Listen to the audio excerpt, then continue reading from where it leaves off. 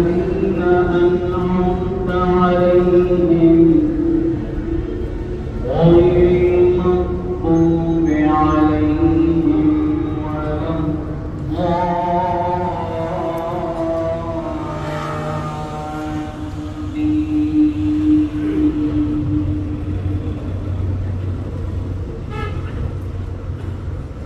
اقرأ باسم ربك الذي